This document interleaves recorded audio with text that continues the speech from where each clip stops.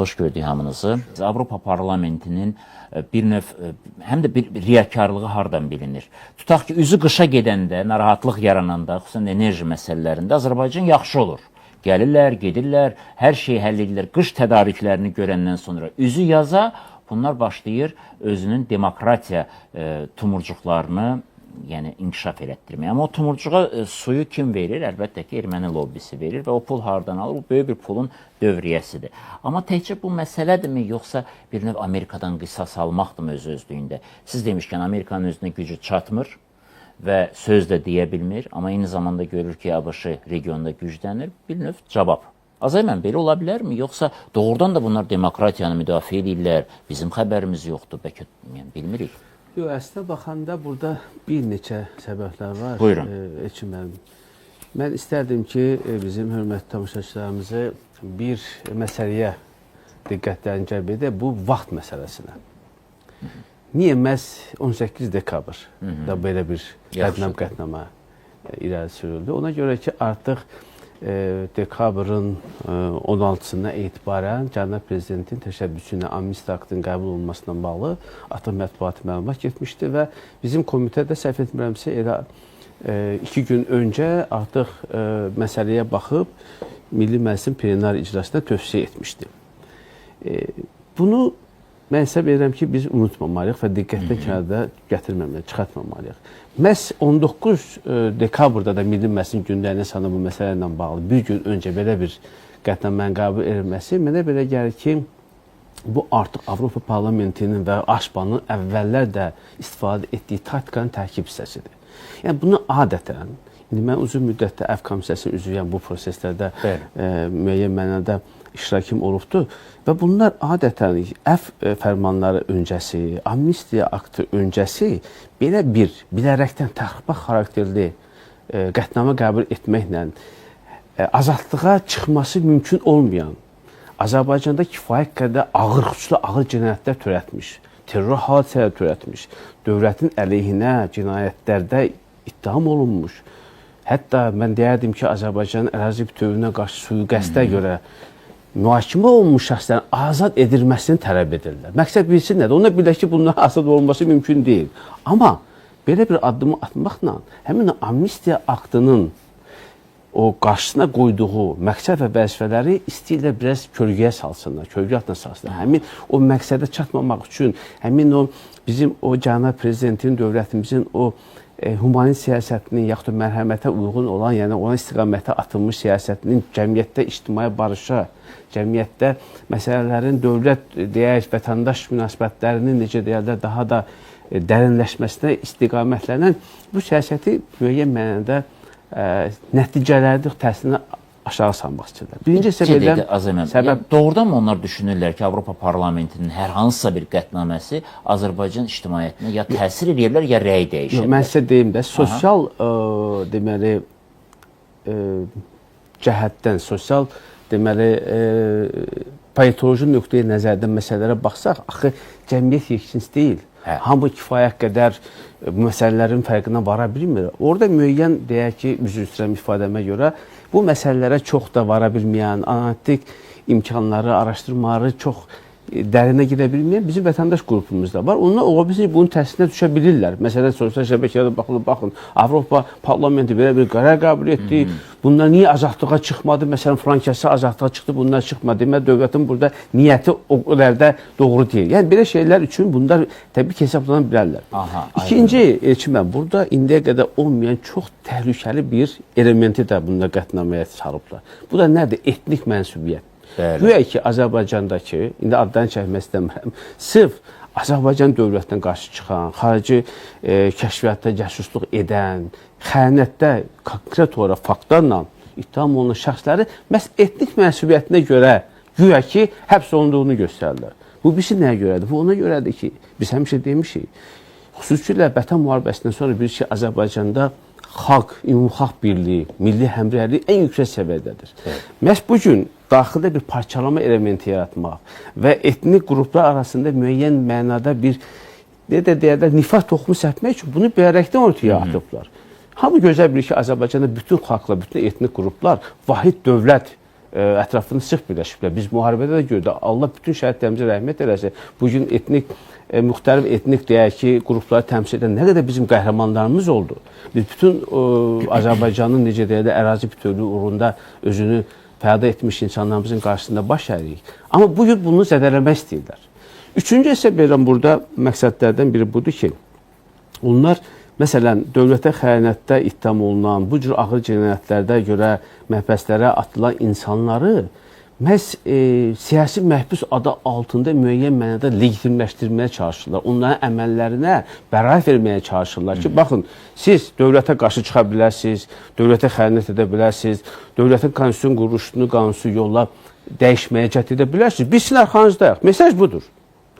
Dördüncü isə, əsas bunların məqsədi buydu ki, bu deməli müddəalar orada əks etdirməklə Azərbaycanda məhkəmə hüquq sisteminin legitimliyini zədələsinlər. Onlara olan etimadı müəyyən mənada bu çox təhlükəli bir məsələdir əslində. Müəyyən mənada həmin məhkəmənin verdiyi qərarların heç bir əhəmiyyəti olmadığını, müəyyən bir hüquqi nihilizmin baş verməsindən onlar demək nail olsunlar. Və nəhayət 5-ci ən təhlükəli məqamlardan biri, siz də çıxışınızda bunu qeyd etdiniz. Burada birmənalı şəkildə bu qətnamədə əsas məqsədlərdən biri budur ki, Cənubi Qafqazda bugün Azərbaycanın öndərliyi ilə, liderliyi ilə, Cənab Prezidentin birbaşa təşəbbüsü ilə həyata keçirilən və konkret nəticələri olan sülh gündəliyini darmadağın etsinlər. Bu barədə bizim heç bir şübhəmiz yoxdur. Niyə şübhəmiz yoxdur? Çünki elə həmin Avropa Parlamentindən bir neçə həftə öncə Avropa İttifaqı da belə bir təxribat xarakteri bilirsiniz ki, sənədə imza atdı. Dekabrın 2-sində Ermənistanla Avropa Komissiyası arasında strateji tərəfdaşlıq haqqında sənədin, yaxud da tərəfdaşlıq strateji gündəliyi haqqında sənədin təsdiq olunmasında da biz görürük ki, həmin sənəddə... Siz bayaq qeyd elədiniz, tarixlər təsadüfi deyil. Həqiqətən təsadüfi deyil. Dekabrın 1-də ATƏT-in məsələsi tam həll olundu, bitdi. Bir gün sonra onun əməllərini dilçildə biləcək öz aləmlərində bir sənəd çıxdı. 5 dənə orada köhnə narrativ daxil edildi həmin sənədə. Bir, güya Qarabağdan ermənilər Azərbaycan hərbi əməliyyatı nəticəsində köçkün düşüblər. Hamı bilir ki, bu belə deyil. Hamı bilir ki, onlar könüllü şəkildə miqrasiya ediblər. Hamı bilir ki, Azərbaycan onları daxili konstitusyon quruluşa inteqrasiya etmək üçün dəfələrlə cəhd etdi. Bu alınmadı. İkinci, onlar iddia edirlər ki, bugün bizim məhkəmələrdə mühakimə olunan o terrorçular, Xocalı soyqırımı törədənlər, Azərbaycanın suverenliyinə qəsd edənlər əsir statusundadılar güya. Məsələn, bu narrativi gətirdilər sənədə.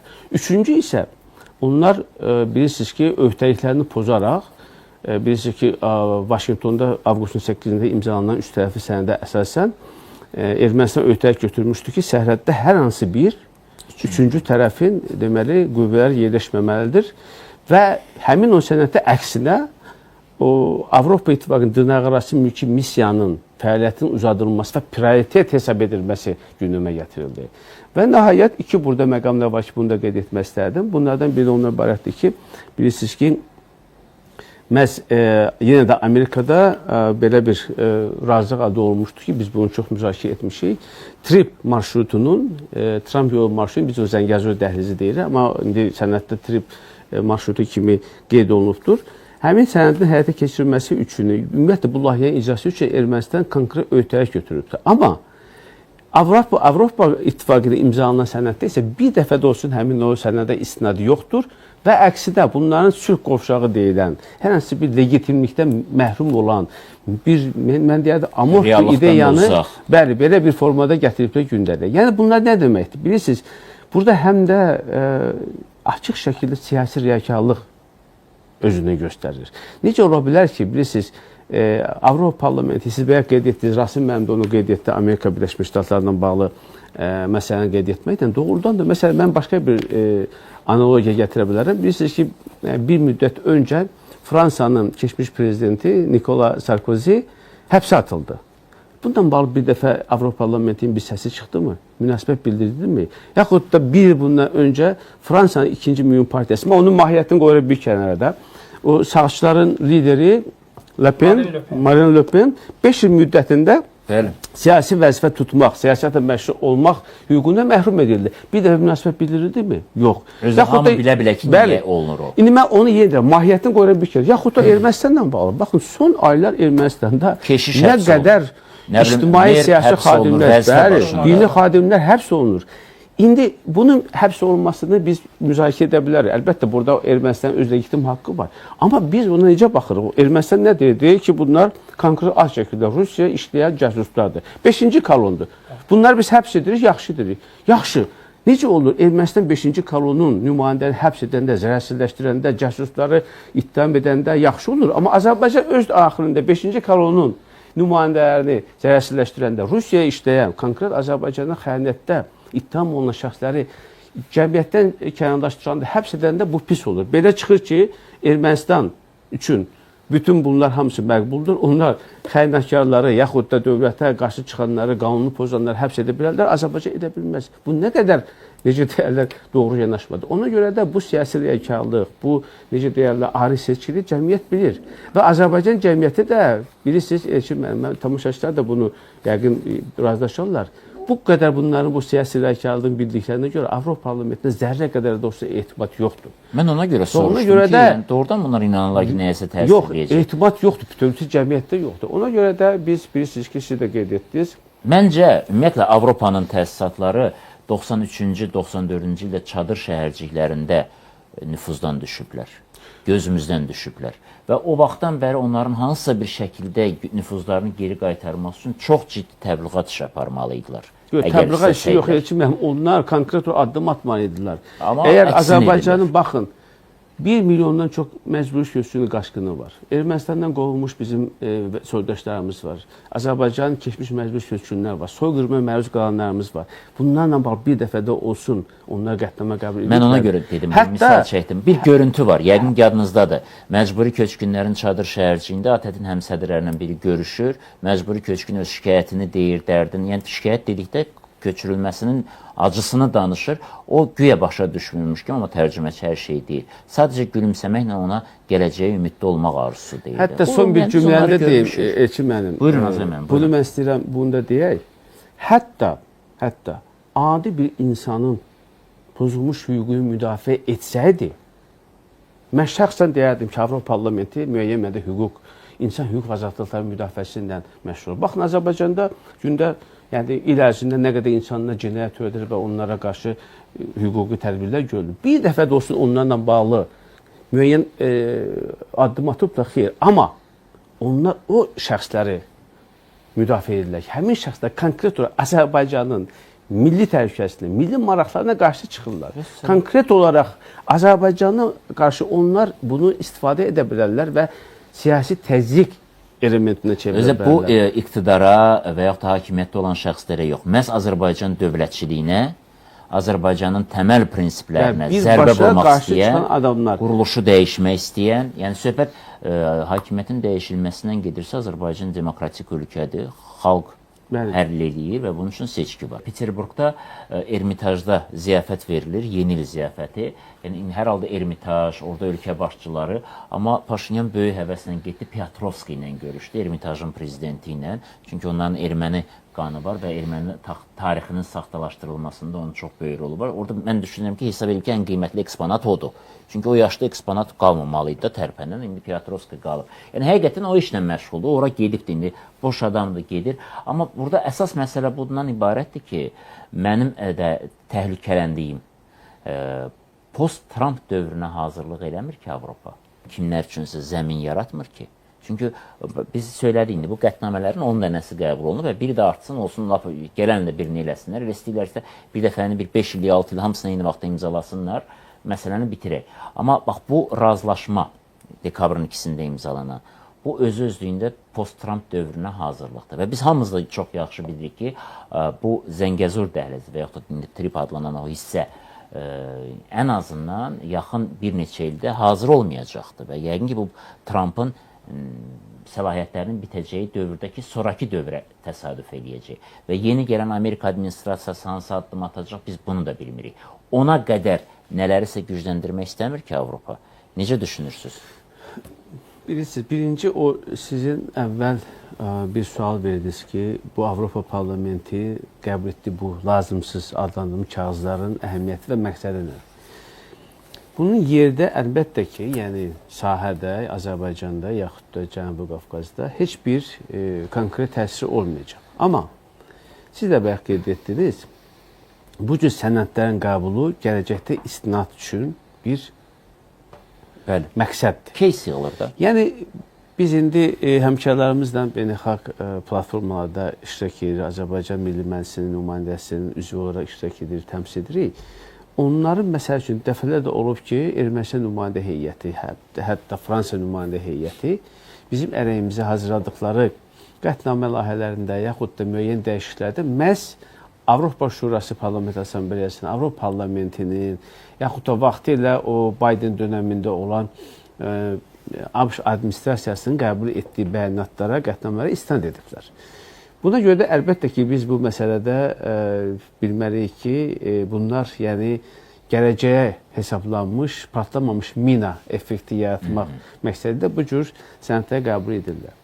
O ki, qaldı sizin sualınıza ki, O mina nə vaxt partlayacaq onların aləmində? Bilirsiniz, bunlar, məsələn, deyək də, məsələn, Fransanın aşağı və yuxarı palatası, Senat və Nümayəndələr Məclisi, bilirsiniz ki, bədnam bir qətnamə qəbul etdilər, o vaxtı Dağlıq Qarabağı dırnaq arası respublikanı tanıdılar. Bu birisi nəyə görə idi? Bu bir təzyiq elementi idi ki, baxın, Fransa hökumətinə bir dəstəviz verdilər, əsas verdilər ki, bunu Azərbaycanın təzyiq kimi istifadə etsinlər ki, və desin, baxın, artıq Fransa parlamenti bunu qəbul edib, biz bir adımlığındayıq Qarabağın deməli, tanınmasında. Amma Azərbaycan gördünüz, onun planları necə alt-üst etdi. 23 saat ərzində bütün separatizmə son qoydu. Yəni, onda sadəcə hədəfi düzgün, onlar öz hədəfləri müəyyənləşdirən zaman, yəni bu məsələni edək, nə vaxtsa lazım olar deyə prinsiplə yanaşırlar. Amma reallıqda, təbii ki, Azərbaycan bütün bundan planlarını darmadağın etdi. Həm vətən müharibəsində, həm də ona görə soruşuram ki, bunlar minanı basırdı. Ermənistanın basırdığı minalar insan ömrünü aparır. Bunlar nə aparacaq? İndi sizə sual verirəm. Siz də o sualı qoydunuz. Yaxşı, onda sual olunurdu. Avropa İttifaqı ilə Ermənistan arasında imzalanmış 2 dekabr sənədi niyə bu qədər köhnə narrativdə öz əksini tapırdı? Yaxşı, Avropa İttifaqının düşmənçiliyi bəllidir. Ermənistan niyə buna razılıq verdi? Ermənistan niyə imzaladığı trip ilə bağlı olan o bəyannaməsindən imtina etdi? Bir dəfə də ona istinad etmədi. Niyə? Yaxud da niyə Ermənistan, baxın, səhv etmirəmsə 7-ci maddədə, Turan müəllim, Sahib müəllim, 7-ci maddəyə əsasən paraflanmış sülh müqaviləsinin 7-ci maddəsinə əsasən tərəflər razılaşır ki, bundan sonra hər hansı bir formada beynəlxalq məhkəmələrdə bir-birinə qarşı iddialar qaldırmayacaqlar. Amma həmin o, sənin nə deyir? Beynəlxalq Ədalət Məhkəməsinin qəbul etdiyi qərarlar tam və bir dəfə həllini bunlar özləri üçün prioritet hesab edirlər. Yaxud da bayaq qeyd etdiyi əsrlər dırnaq arası və s. Yəni, ona görə də bu deməkdir ki, Avropa İttifaqı üçün, Avropa Parlamenti üçün Cənubi Qafqazda oyun bitməyibdir. Onlar nə yolla uğur olsun, ya yaxın gələcəkdə, ya uzaq perspektivdə zorla özlərini bu regiona sırmaq istəyirlər. Və dediyiniz post-Trump dönəmi də bunlar üçün ciddi bir ümid yeridir. Ona görə də əlbəttə biz başa düşürük ki, ABŞ administrasiyası dəyişəndə onların siyasətində ciddi dəyişikliklər ola bilər. Və düşünürəm ki, bizim qarşımızda olan 3 il müddətdə biz bu məsələ ilə bağlı gündəmimizdə olan bütün, necə deyərlər, problemi həll etmək. O cümlədə 9-7-ci düzəlişin ağdan qaldırılması ləğvi məsələsində. Bayaq burada hörmətli sahib mənim qeyd etdi və Turan mənim də bu vərgə formada toxundu. Bilirsiniz, bugün bizim Avropa ilə Qərb, yaxud da indi avratlıq məkan, indi müəyyən burada terminlə istifadə olunur. Aramızın soyulmasına maraqlı olan bizim digər qonşu ölkələrimiz də var. Və elə bir ki, Rusiya indiyə qədər Avropa Parlamentində olan o lobbiləri maliyyələşdirməyibdir. Gazpromun nə qədər milyardlarına, milyonlarına vəsətlər var. Nədə? Çünki Azərbaycanla Avropanın Qərb institutlarının münasibətləri nə qədər korlanarsa, Azərbaycan manevr etmək imkanları məhdudlaşar. Eyni qaydada, üzr istəyirəm, Azərbaycan, eyni qaydada İranın da biz bilirik ki, müəyyən dairələrinin ABŞ-da Dövlət Departamentinin təsirləri var. İranla Fransanın bilirsiniz, gizli gündəlikləri var. Hətta son təyinat da elə ondan bir Biz bunu gözləyirik ki, Fransa ilə İran bugün bu məsələlərdə bir-birinə top ötürməklə məşğuldur. Ona görə də baxın görün nə qədər ciddi geosiyasi maraqların toqquşduğu bir bölgədəyik. Özdə eyni gündə həm Rusiya, həm İran Zəngəzur dəhlizi ilə bağlı narahat olduqlarını ifadə elədilər. İndi gələk biz hazırki Amerika-Azərbaycan münasibətlərində. Çox sevindirici haldır ki, artıq Azərbaycanla Amerika Birləşmiş Ştatları arasında münasibətlərə strateji tərəfdaşlıq səviyyəsinə qaldırmaqla bağlı konkret siyasi iradə mövcuddur. Biz ki, bundan bağlı artıq razılaşma var və yaxın bir neçə gün bundan öncə Bakıda da komissiyanın iki qrupunun strateji tərəfdaşlıqla bağlı işçi qrupunun, o xartiyanın hazırlayıcı işçi qrupunun icrası keçirildi. Orada 4 istiqamət var. Onları mən sədalıyıb vaxtı canmaq istəmirəm. Amma istiqamətlərdən biri də məhz bu bağlantılarla bağlıdır. Beynəlxalq tranzit nəqliyyat yolları ilə bağlıdır. Ona görə də mənə belə gəlir ki, 1-9-7-ci düzəlişdən başlamaq lazımdır. Bugün, eşim mənim, son 30 ildə olmadığı qədər Azərbaycan-ABŞ arasında çox isti münasibətlər var. Bugün indiyə qədər olmadığı kimi 9-7-ci düzəlişin ləğvi ilə bağlı ciddi əsaslar var. Əsaslar nədir? Bir, nə qədər də haqsız olsa da ki, biz güya 92-ci ildə Ermənistana qarşı blokada falan elan etmişdik, ona görə biz cəzalandılar. Bu artıq yoxdur. Yəni, onlara əsas gətirdiyi səbəb aradan qalxıbdır və bugün Azərbaycanla Ermənistan nəinki sülh gündəliyində ciddi irəliləyişlər əldə edibdir. Eyni zamanda Azərbaycan artıq Ermənistana tətbiq etdiyi işğalla bağlı tranzit məhdudiyyətlərdən aradan qaldırıb və dünəndə səhər günü biz bildik ki, artıq komissiya əsasları ilə artıq neft məhsullarını Ermənistana necə nəql edibdir. Birinci, bu əsas artıq yoxdur.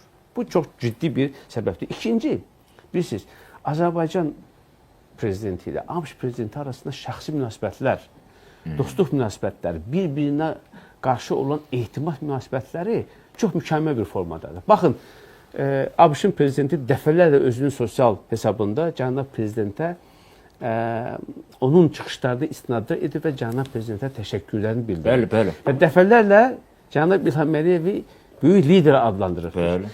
Və əslinə baxında həqiqətən də bu belədir. Çünki biz gözə bilirik ki, əgər cənab İlham Əliyevin razılığı olmasaydı, onun lideri olmasaydı, nə Vaşinqton görüşü baş tuta bilərdi, nə həmin üstəlikli bəyannamə imzalana bilərdi, nə də sülh sazişi ratifikasiya, daha doğrusu paraflana bilərdi. Bu da açıq deyək, həm də ABŞ-a bir kredit verdi. ABŞ 30 illik müharibənin, yaxud da münaqişənin nəhayət sona getməsi ilə, yəni sona çatmasından bağlı bir rol üstələndi və bunu 11 dəfə Trump bu və digər yerlərdə çıxışlarında bunu qeyd edib.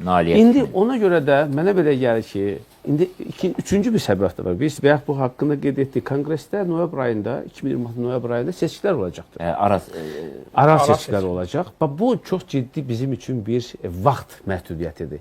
Yəni düşünürük ki, 9-7 o vaxta qədər həll olmalı. Mütləq o vaxta qədər həll olmalı. Sizcə mexanizmi bilirsiniz də, yəni Amerika parlamentinin nə vaxt bu reallaşması üçün nə qədər vaxt lazımdır? Mənim ümumi, yəni həm oradakı olan vəziyyətlə bağlı biz müəyyən məlumatlar əldə edirik. Orada indi əsas məsələ odur ki, xarici komitəyə bu məsələ təqdim olundu. Xarici komitə bunu təsdiqlənməli. Təsdiqləndən sonra bu artıq müəyyən komissiyada keçəndən sonra təqdim olunacaq Konqresə və Senata.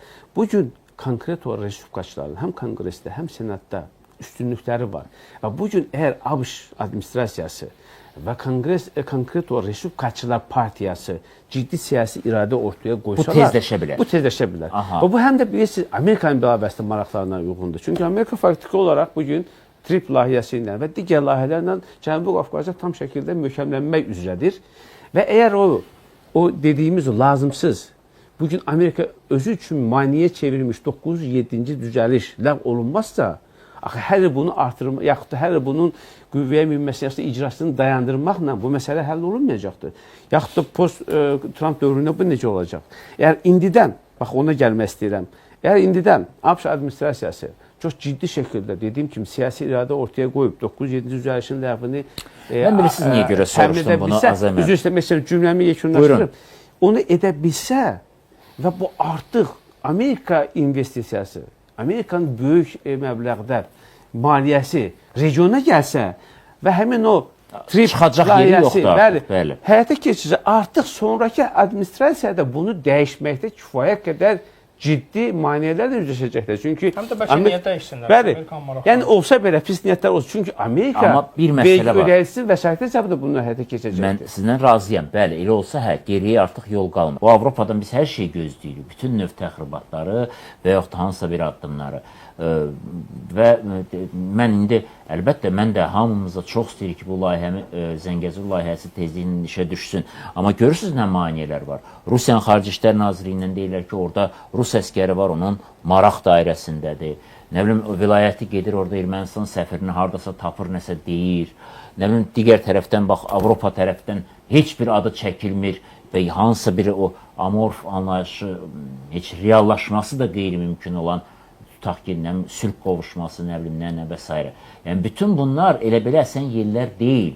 Xüsusən də bu ha-vaxt aktivləşdi, Azərbaycan Mərkəzi Asiya razılaşmaları bir yeni mərhələyə daxil olandan sonra, hər şey reallaşandan sonra və bütün bu arda-arda baş verən hadisələr, həm də Britaniyanın buradakı ticarət elçisi burada ciddi görüşlər keçirdiyi vaxt, Ermənistanda Britaniyanın səfiri ilə rəsmilərin keçirdiyi görüşlər, yəni bir dəyişikliklərin duyulduğu bir vaxtda olan proseslərdir. Mən düşünmürəm ki, elə belədir bunlar. Bunların bir təhlükəsi olacaq. Mən nəsə narahatlıq var məndə. Mən bəlkə mən haqsızam, narahat olma doğrudan da dəyməz.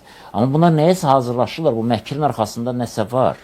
Bilirsiniz, Elçiməm, bu cür geniş həcmli geosiyasi və geoiqtisadi nəticələri olan layihələrin həyata keçirilməsi heç vaxt asan olmayıbdır. Bəli. Bəyəm Bakı Tbilisi Ceyhan neft kəmərinin çəkilməsi asan idimi? Bəyəm 1994-cü ildə əsl müqaviləsi imzalananda bizə qarşı hansı təzyiqlər etdilər, hansı terror əməliyyatdan həyata keçirdilər, bizim dövlət rəsmilərini öldürdülər, qətlə yetirdilər. Amma burada əsas nədir? Siyasi iradə. Bizim dövlətimizin siyasi iradəsi həm 94-cü ilə qalib gəldi, həm o Bakı Tbilisi Ceyhan neft kəmərinin çəkilişlə bağlı qərar verilən zaman, birisi 99-cu ildə bundan bağlı İstanbulda ATƏT-in dövlət başçılarının toplantısında Azərbaycan prezidenti Ulu Öndər Heydər Əliyev, ABŞ-ın prezidenti, Qazaxıstanın, Türkiyənin, Gürcüstanın rəhbərləri buna imza atdılar. Yəni bu bir məna şəkildə çətin deyil. Azəməm, üzr istəyirəm, Türkiyə neçə dəfə haqsızlıq görüb Avropa parlamentindən, Avropanın ümumiyyətlə qurumlarından? Türkiyə 100 illər boyu haqsızlıq görüb. Türkiyə 1-ci Dünya müharibəsində məncə heç nə də olmayıb, əksinə daha da güclənib. İstiqlal Savaşında Avropanın o aparıcı ölkələrindən vuruşdu və öz haqqını bərpa etdi. Ondan sonra 70 neçənci ildən Avropa İttifaqına üzv olmaq üçün müraciət edibdir və 30 ildən çoxdur ki, namizəd statusundadır, amma Avropa İttifaqı onu qəbul etmir. Yaxşı ki, qəbul olunur. Əgər qəbul olunsaydı, Avropanın dişsiz dövlətləri kimi bir dövlətə çevriləcəkdi. Amma indi güclü regionda da mən nə gətirmək istəyirəm məsələndə söz olan bir dövlət. Burada belədir də, bunlar əlbəttə müqavimət göstərəcək. Əlbəttə Avropa İttifaqı bu ciddi layihənin qarşısını almağa çalışacaq, yaxud da bu layihədə hansı bir formada söz sahibi olmağa çalışacaq. Amma məsələ nədir? Məsələ bizim dövlətin iradəsidir. Bayaq siz qeyd etdiniz, indi sual verirsiniz ki, bu təzyiqlərin də mənası var, bu təzyiqlərə bir halda ki, effekt vermirsə, niyə bunu edirlər? Bilirsiniz, bu birinci klassik bir metoddur. Bunda başqa bir şey düşünməyiblər. Bunda bu klassik təzyiq metodlarından, bu cür qondarma qətnamələrlə, bu cür siyasi təzyiqlərlə Azərbaycandakı siyasi hakimiyyətin iradəsini dəyişməyə, nəysə vadə etməyə bunu məcbur etsinlər. Amma bu illər göstərdi ki, heç bir halda Azərbaycan dövlətinin, Cənab Prezidentin, əvvəldə Ulu Öndərin siyasi iradəsinə bunlar təsir edə bilməzlər. Amma bunlar, indi düşünün ki, Azərbaycanda bir zəif hakimiyyət olsaydı, siyasi cəhətdən belə də qətiyyəti olmayan bir hakimiyyət olsaydı. Siz mənə niyə bugün pisliyi arzuluyorsunuz? Siz deyirsiniz, mən pis şeylər xəyal edeyim. Razi mən deyir, Avropanın qətnamələrini oxuyum. Yəni, belə pis şeyləri niyə arzu ediyorsunuz? Yox, bunlar bizim bilməlidir. Əlbəttə, haqlısınız. Siz də burada ironiyanı başa düşürəm. Amma bu bir balaca iradədə biz geri çəkilsəydik, bir balaca qətiyyət göstərməsəydik, əlbəttə bunlar öz istəyinə ola biləcəkdir. Məsələn, bəyəm qonşu ölkələrdə baş verən hadisələri biz bilmirik. Niyə? Seçkilərdə Norveç səfirinin burada çıxartdığı o şoular yadımızdan çıxıbmı? Norveç səfirinin şoular yox, Norveç səfirinin Alman səfirinin Gil, neydi o soyadı Gillə bitirdi. Müxalifətin deməli mitinqlərində öndə bayraq götürüb getdi. Razi mənim indi bu cəhbəni yaxşı tanıyır, o daha yaxşı bilir. Bunları biz bəyəm unutmuşuq. Amma Viyana Konvensiyasına əsasən bunların heç birinin bu cür prosesdə iştirak etmək haqqı yoxdur. Diplomat nümayəndələr ümumiyyətlə bu cür form daxili işlərə qarışmaq haqqı yoxdur. İndi bu belədir. Biz istəməsək biz belə bir dünyada, belə bir necə deyərlər, geosiyasi vəziyyətdə, reallıqda yaşayırıq. Amma əlbəttə ki, biz bunların hamısını bilirik. Zəngəzur dəhlizi cənab prezidentin bundan bağlı qəti bir mövqeyi var. Açılacaqdır mütləq. Trip marşrutu, indi biz bunu Zəngəzur dəhlizi deyirik. Düzdür, bəzən ermənilər buna etiraz edir ki, niyə sən Zəngəzur dəhlizi deyirsən, bu tripdir. 42 kilometr qoyulsun trip. Bəli, bizim Ayso. Biz bunlar cəhfərlə izləyirlər ki, şirin quyruğu. Şərqi var, qərbi var. İndi qərbi Zəngəzur sizdədir, şərqi Zəngəzur bizdədir. Biz onu Zəngəzur dəhlizi adlandırırıq və bunun da kifayət qədər həm tarixi, həm siyasi, həm də necə deyərlər, psixoloji yaxud da mənəvi əsası var. Və yaxud da o addan xoşları gəlmirsə, özlərinin trip olsun, yaxşı, 42 kilometrdə sizin tripon alanısına. Bilirsiniz, bununla bağlı əsas məsələ nədir? Burada Ermənistanın siyasi iradəsi sona qədər çatacaqmı? Bax, bu yaxşı. Bu çox önəmli məsələdir. Azərbaycanla bağlı məsələ bəllidir. Aydındır. Azərbaycan dəfələrlə diş batırmaq istədi də alınmadı. Azərbaycan bunların dişlərini həmişə qırdı. Azərbaycan, yenə deyirəm, öz ərazi bütövlüyünü məhz onların iradəsini, istəyini əleyhinə, əksinə ora bərpa etdi. Baxın, daha da gücləndik. Bu qədər dünya gəldi üstümüzə. Biz bəyəm unutmuşuq Fransanın müharibə dövründə dəfələrlə Təhlükəsizlik Şurasına Azərbaycanı cəzalandırmaq üçün sanksiya tələb edən qətnamə layihəsi çıxartdığını. Bayaq mən qeyd etdim, biz Fransanın parlamentinin Dağlıq Qarabağ dırnaq arasını Respublikanın tanıdığını biz unutmuşuqmu? Bayaq tutalım Rusiyanın müharibə dövründə Ermənistanın silahlandırmasını hər cür yardım etməsini unutmuşuqmu? Biden hakimiyyətinin Ermənistana hər cür dəstək verməyini və öz hakimiyyətinin sonunda Ermənistanın strateji tərəfdaşlıq haqqında sazişi tərəmtərəsi imzalanmasını unutmuşuq. Xeyr. Amma Azərbaycan iradəsi, Azərbaycan dövlətinin, Azərbaycan prezidentinin qətiyyəti mövqeyi bütün bu planları alt-üst edibdir. Ona görə də bu gün indi əsas məsələ Ermənistandadır. Əgər Ermənistan hakimiyyəti, Paşinyan hökuməti ikili oyun oynamasa, indi görürsə Rusiya yavaş-yavaş yaxınlaşır, müəyyən mənada dəfələr səfərlər edir, seçki qabaq məsələ.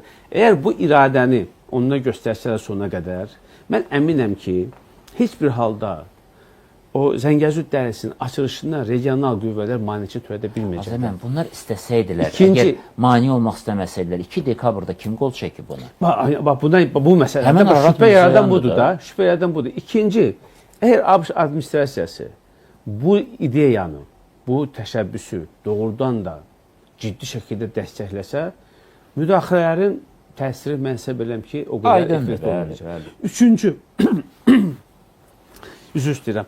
Bilirsiniz ki, bu yaxınlarda artıq Ermənistanla ABŞ arasında trip layihəsini idarə edən bir şirkətin yaradılmasına bağlı artıq qərar qəbul edildi. Bu qərar sürətlə həyata keçirilməlidir. Artıq bu şirkət yaradılmalıdır. Özdə biz Paşinyan belə bir bəyanat verdi ki, baxmayaraq ki, Ermənistanın dəmir yolu təsərrüfatı bütövlükdə Rusiya tabidir, Rusiya bunu idarə edir. Amma həmin o trip layihəsi ayrıca Rusiyanın nəzarət etdiyi dəmir yolu şəbəkəsinə inteqrasiya etmədən müstəqil formada fəaliyyət göstərəcək. Əgər bu sözün arxasında dursalar, əlbəttə ki, Azərbaycanın, Türkiyənin burada mövqeyi açar xarakterlidir. Türk Dövlətləri Təşkilatının mövqeyi burada çox ciddi. Həm də orada sətiraltı başqa söz var. Biraz pulu verin, biz o yolu ayıraq bir-birinə. Bəli, həm də burada bir şey unutmayaq ki, bu təkcə yükdaşıma məsələsi deyil. Əlbəttə. Burada digər məsələlər, burada enerji nəqliyyatının, enerji deməli, təhsil keçməsi, informasiya, bu internetin axışı və s. Bütün bunlar hamısı gələcəyin təhlükəsizlik predmetləri onlardır. Əslə baxanda bu bölgənin də, Ermənistanın da marağına xidmət edir. Yeganə yenə deyirəm, burada əsas məsələ siyasi iradənin sona qədər çatıb-çatmamasıdır Ermənistanda. Biz ümid edək ki, Paşinyan hakimiyyəti iyunda keçiriləcək seçkilərdə nəhayət qalib gəlsin. Sülh gündəliyindən bu yaxşı məndə istifadə edir. Qoy etsin, bizim də marağımız odur ki, ölkəyə nəhayət, deməli, regiona nəhayət sülh gəlsin. Bilmirəm, yəni mənim üçün maraqlı bu prosesləri siz... Orada çox sadədir. Orada indi Razi mənim deyir. Məsələn, milli parlamentlərdə hansı siyasi qruplar varsa, onların təmsilçiləri Avropa parlamentində təmsil olunur. Bəli. Və onlar öz siyasətini koordinasiya edirlər.